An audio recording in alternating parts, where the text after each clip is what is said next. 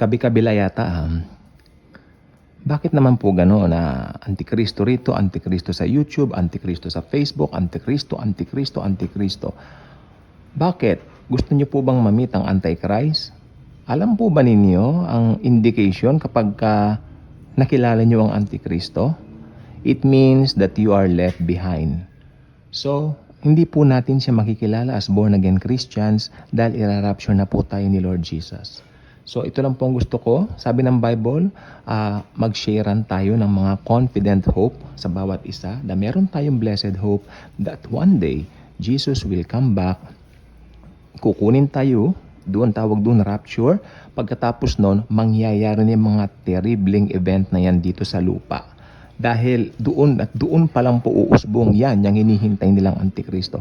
I was shocked. Bawat bukas ko ng mga content, mga ganito, ganyan, ganire, o ano pa man, Antikristo, Antikristo. Ang ginagawa, pinangha-hype nila. That's not good. That's not good. Ang Antikristo hindi mamimit ng mga believers. Hindi mamimit sa kadahilan ng irarapture na po ni Lord Jesus ang church. Rightly dividing the word of truth. Know your hermeneutics. Okay?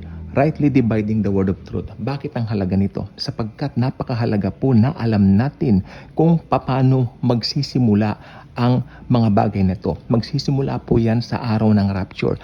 Pag nag-rapture na po, tapos na po ang church age. Then yung mga terrible na mangyayari, sunod na po yan. Alam mo nyo, from the rapture hanggang sa second coming ng Panginoong Kristo, which is kasama na po tayo sa kanyang pagbabalik, 7 years po yon. So madali na po nilang kung bibilangin yan. From the rapture, bilang ka ng 7 taon from that second coming na. Pero ang problema, itong rapture kasi, hindi natin alam kung kailan mangyayari. Di ba? So, alam natin na sinabi lang ng Panginoon na wala nakakaalam. So, pag sinabi ni Jesus wala nakakaalam, panghawakan natin ang salita niya. Huwag lang tayong mag-speculate. Nakakahiya sa mga hindi born-again Christians. Dahil pinagtatawanan na po tayo. Hula. I mean, tama na yan. Mag-share po tayo ng good news. Marami pa mga unsaved persons. The fact na hindi pa nagra-rapture, magpasalamat tayo. Kasi pagkat marami pa po tayong pwedeng share ng gospel. Marami po tayong pwedeng pagpahayagan ng salita ng Diyos ng tungkol kay Jesus Christ.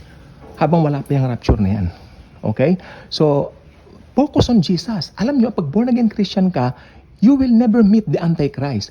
We will meet Jesus.